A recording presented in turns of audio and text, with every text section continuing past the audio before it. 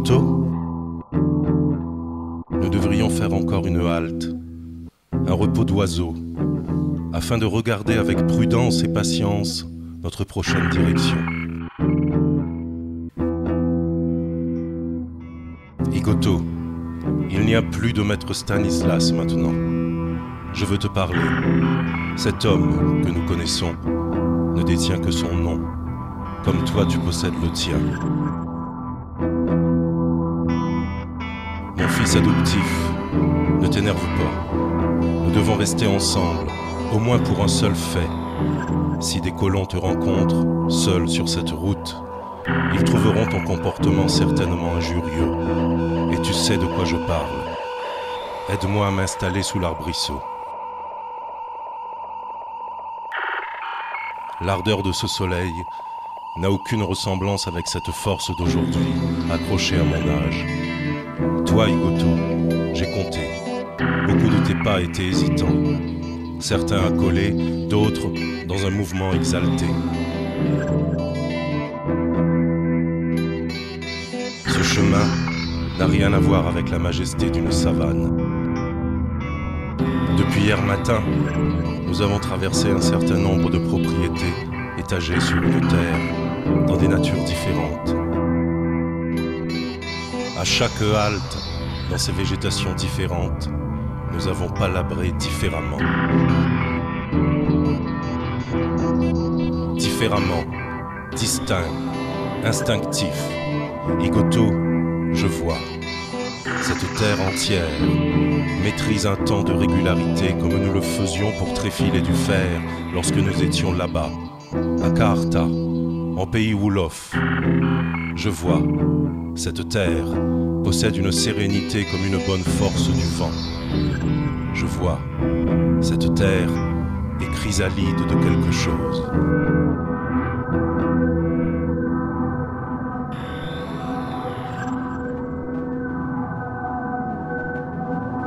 Igoto, toi comme nous savons ce que signifie la fatigue. L'épuisement d'attendre la fin du travail. La fatigue d'espérer le coucher du soleil. L'épuisement voué à la désobligeance de contempler sur le miroir des eaux d'une pluie la posture de nos pensées, lourdes, identiques, aux limites de nos forces placées sous nos têtes. La fatigue d'être vautré à l'intérieur de ces sommeils où l'axe de nos rêves se fracture en des éclairs qui ne font que nous hypnotiser chaque soir, chaque journée, à chaque moment du mot repos. L'épuisement, ce venin de serpent. Oui, cette odeur du vent réveille en moi un souvenir inoubliable. La mer, l'océan, les eaux bleues, quelque chose que je n'ai pas oublié, la traversée sur cette eau. J'ai longuement rêvé le jour où je retrouverai cette odeur. J'ai espéré.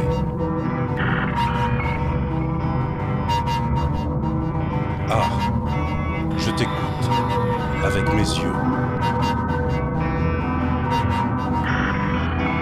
Comme le vent qui passe. Le vent, c'est le temps pour les Wolof.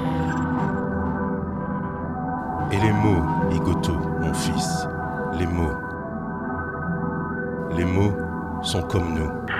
Notre langage définit notre âge.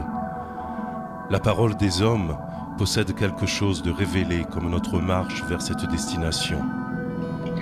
La parole des femmes donne quelque chose de vénérable, comme le rire là d'Anatan.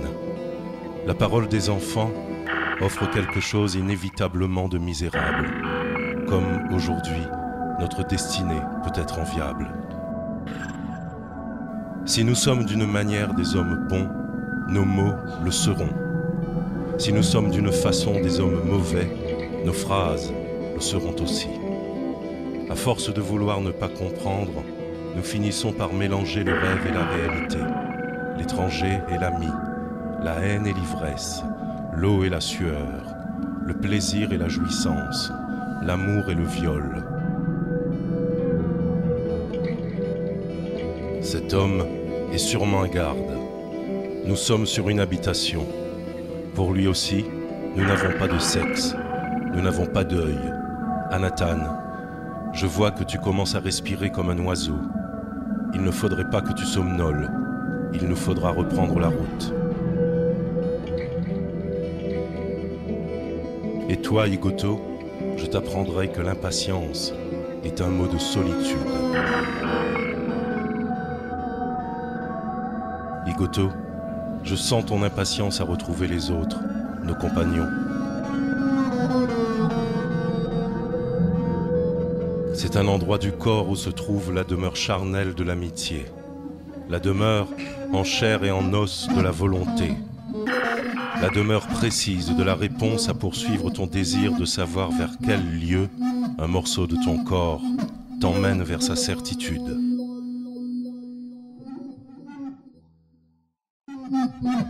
Igoto, n'allume pas de feu. Je sens la chaleur due à notre marche. Cette chaleur sera suffisante pour garder mon esprit au chaud.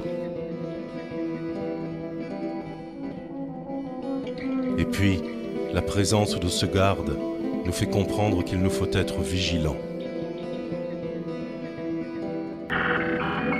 Et puis encore, ce bois semble vert. Il s'élèvera de la fumée plutôt qu'une flamme. Oui, je voudrais déguster un morceau de halum, quelques houles, une part de ditak, et indiciblement, j'ai un désir de manger un fruit du baobab, le brouille. Au Sénégal, ce fruit est symbolique d'une sagesse.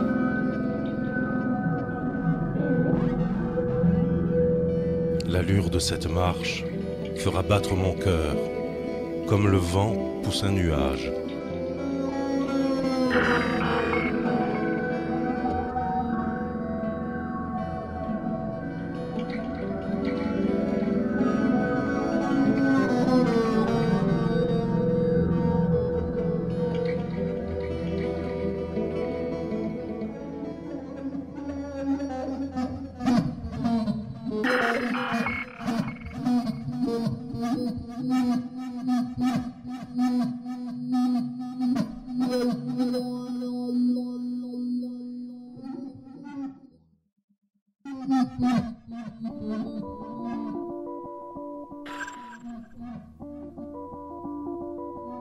Bonne night, moi, t'es un peu fatigué. Nous vavons depuis des jours. Monsieur, pardonne-lui. Zordi, il est pitaclé avec un contentement. Ni sortant l'air là-bas, la plaine des cafes, de citer un monsieur Stanislas le Denec. À moi, m'y appelle Raymond. Mon femme là, m'y appelle Annie. Le Zenzan. Tout le tacon de bouc sur l'habitation, monsieur Stanislas le Denec, la race Somain. Avant nous. En te voyant, il y a nul besoin de le deviner. Ta mère ne s'appellerait-elle pas Asima Bolono?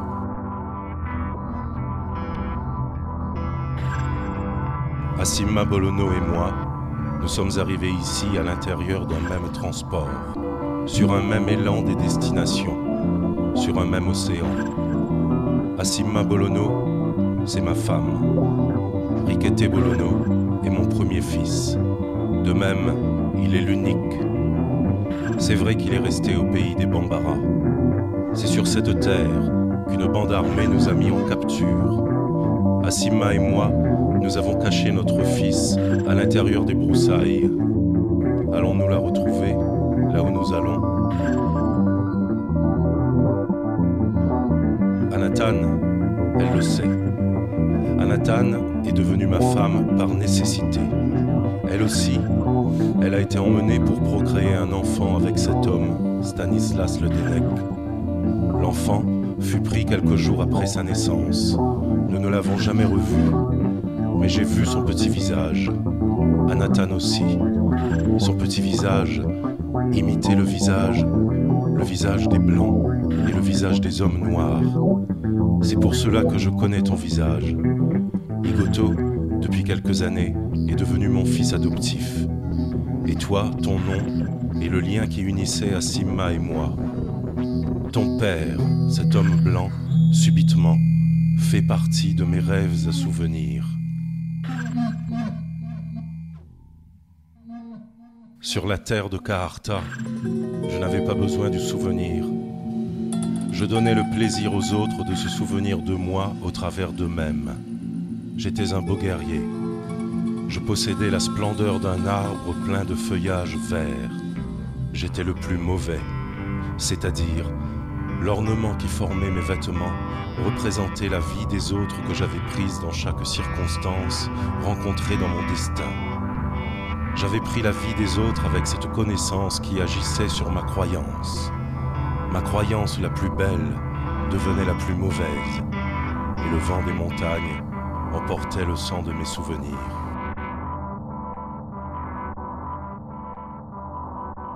Les larmes dans mes yeux ont une histoire semblable à cet océan de mer. J'ai pensé à la façon de faire de ces vagues d'eau sur les falaises et les rochers. À chaque fois, une vague de trop tôt. À chaque fois, une vague de trop tard. Trop tôt, trop tard, trop tard, trop tôt. Entre cela, on peut pleurer librement. Mais ici, la couleur de cet océan, la couleur des arbres, la couleur du ciel, la couleur de cette terre, la couleur de tes vêtements, donne de la solitude sur ce qu'on voit. Et entre cela, on peut pleurer librement. Ici, notre présence devient de la convergence à tout jamais. Alors, la pensée du voyage oral protège les horizons abolis. Et l'homme, comme moi, la femme, comme toi, deviennent la capitale de n'importe quelle terre. Et puis, sur le lieu de cette capitale, l'homme reste un homme, la femme reste une femme, l'enfant reste un enfant. Ma liberté n'est pas dans ces trois formes de chair. Les larmes dans nos yeux ont une histoire semblable à cet océan d'eau bleu ciel. Je vais les rejoindre. Je n'aurais jamais imaginé que nous étions si nombreux.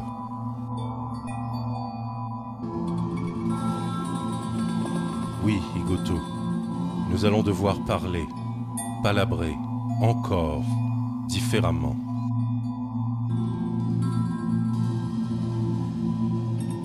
Celui-là, arrive-t-il comme un oiseau migrateur pour retrouver le même emplacement de son nid? Arrive-t-il comme un mot découvert ou l'expression d'un oubli?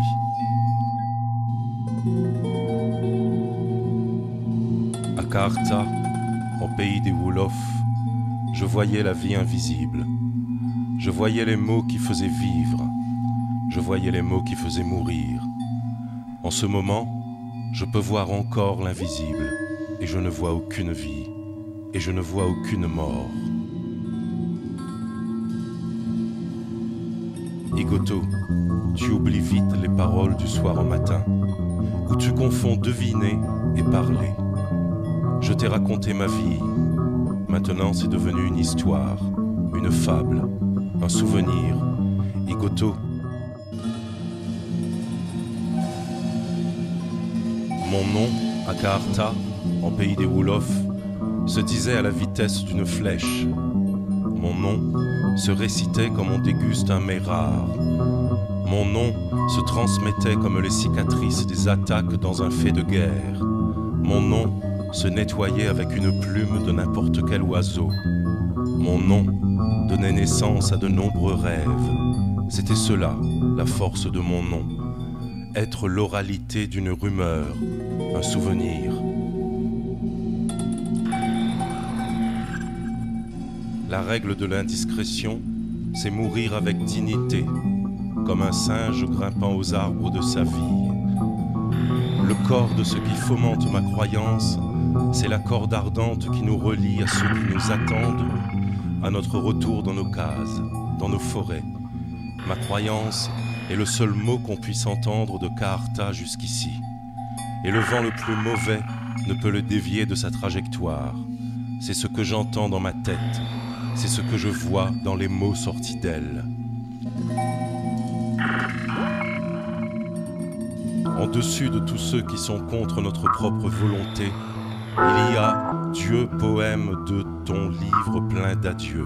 En dessous de tous ceux qui nous rendent hommes, il y a Baumana. Baumana, la mère, le père du lieu idéal. Baumana me donne un morceau de ma mort. Baumana me donne un morceau de ma vie. Igoto, je te l'ai dit, l'honneur des Wolofs me permet d'emprunter ma propre vie. Je la transforme en ce que je suis réellement pour te faire comprendre que je ne peux rien te donner si tu ne crois pas en ce que tu peux voir. Regarde, en compétition avec ma propre liberté, je combats contre ma propre vie, et cela parce que je suis libre. Nous sommes libres. Ah, cela fait longtemps qu'on n'a pas été content jusqu'au sang. Et c'est aussi nous tous ici, Peul, Serer, Mandingue, Bambara, Dogon, Sanghaï, Mossi, Ewe, Ashanti, Wolof. Tu ne parviens pas à comprendre. Ensemble, nous n'avons pas besoin d'autre liberté. La liberté, ce n'est pas une colère, ce n'est pas de la vanité, ce n'est pas du courage, ce n'est pas de la timidité, ce n'est pas le respect, ce n'est pas une religion, ce n'est pas la paix, ce n'est pas un jeu, ce n'est pas de la noblesse. La liberté est une encre au fond des eaux. Seuls les poissons peuvent frôler le nom de son armateur. La liberté se dénoue comme on imagine une énigme. Seuls ceux qui songent à ne pas oublier l'oubli ne la reçoivent pas, mais entrent en osmose, un peu comme l'eau à l'intérieur de nos corps. Les rides sur ma chair sont comme des poèmes à l'intérieur de ton livre, poème plein d'adieux. Je connais la chique qui permet à la plume de voler. Je connais la ponce des vents qui transporte les oiseaux. Je connais le val des nuages qui accommode un moment de tranquillité. Riqueté, ton Dieu, dans ton livre poème plein d'adieux, n'a rien à voir avec ce que je peux penser. Je ne doute pas de ma condition d'homme. J'ai compris. Ton Dieu, dans ton livre poème plein d'adieux, doute pour vous. Le Dieu des adieux doute pour tout homme à notre détriment. Il a été insufflé pour cela.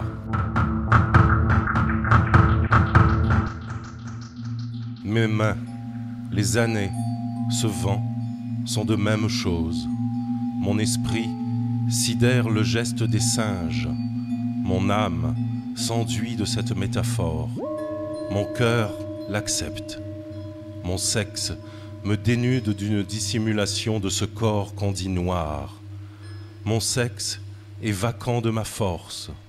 Nous avançons vers le nocturne, là où nous aurions dû entendre le bruit que fait le soleil, là où nous aurions dû toucher les deux bleus, là où on ne peut plus lutter avec ce qu'on croit. L'histoire, cette histoire existe, existera. Il arrive que l'histoire devienne une narration, un tourment, un souvenir, une question, et cela soudé à l'air que l'on respire. Comprendre l'envie de ces hommes, ils ne voient jamais le poids de cet azur dérisoire. Dérisoire pour l'histoire de leur présent, et le présent de ces hommes est devenu mon seul morceau de terre. Ainsi donc, nous voilà 4. Ce nombre n'a d'égal que ma force. À Kaarta, dans ces moments de doute et de fatigue, un nombre riche en hommes, en femmes, aurait entouré mon corps. Il m'aurait insufflé comme je l'ai fait pour d'autres. Ainsi donc, nous voilà par centaines. Tu peux partir rejoindre celui qui plante les arbres pour nous. Tu peux partir adjoindre celui qui insuffle le vent partout. Nous veillons. Tes enfants ont l'agilité des singes et les besoins du lion. Nous veillons. leurs rêves sont légers comme la feuille qui tombe à la lenteur d'une vérité juste après toi. Nous serons là, debout, allongés, assis, accourant, plongeant, tuant. Nous serons là, avec ce que nous montre le soleil. Ainsi donc, nous voilà trois. Oui, Anatan, il est temps de partir comme un ruisseau qui coule. Oui, Anatan, Igoto, Rikete, aujourd'hui, je suis devenu une vérité. Et pour moi aussi, il est temps et convenu de partir comme on ferme un livre. Et entre cela, je peux pleurer librement. Ainsi donc, Igoto, te voilà deux. Bateau-là, nena lode à notre peau. Papier-là, nena la vallée à notre grimace.